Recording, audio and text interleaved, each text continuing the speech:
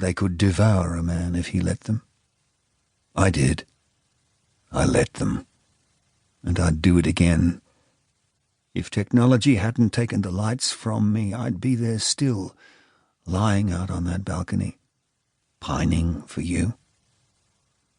This is the story of why. This is an attempt to bring you with me this time. This is my way of showing you why I chose that life.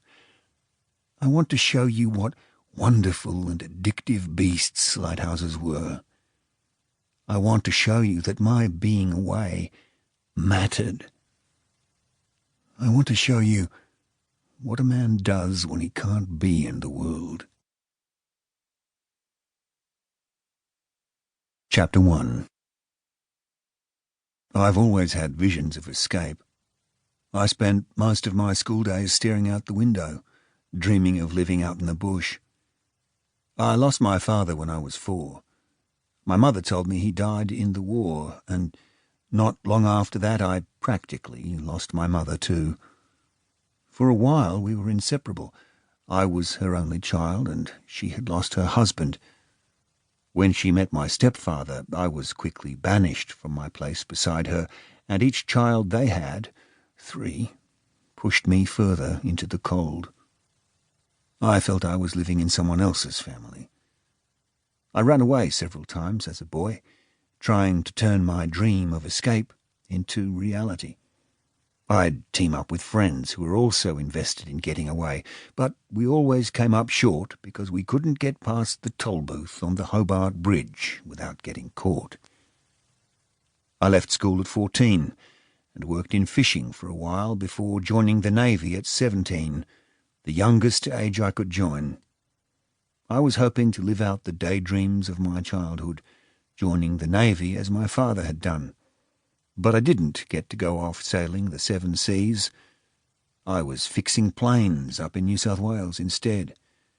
I was basically just a mechanic with a fancy uniform.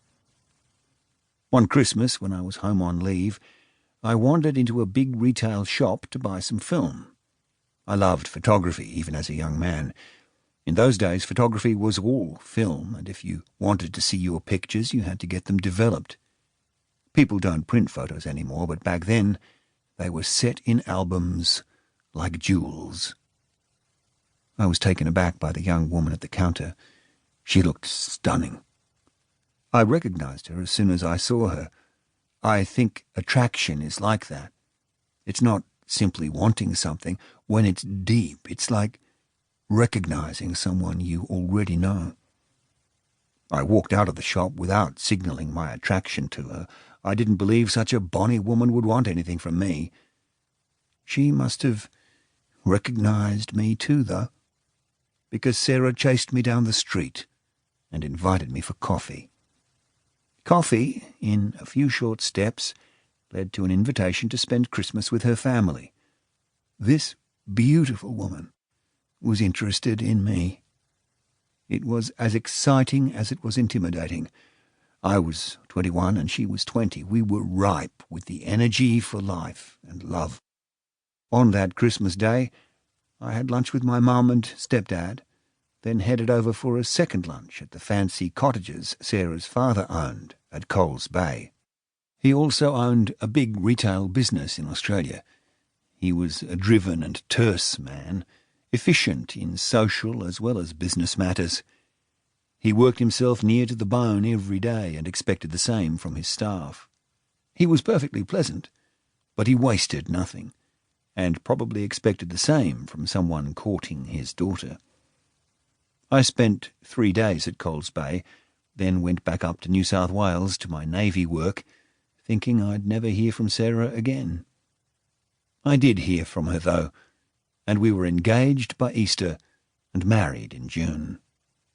I arranged marriage quarters for us at the Navy base in Gerringong, and then found us an even better little hideaway cottage down by the beach.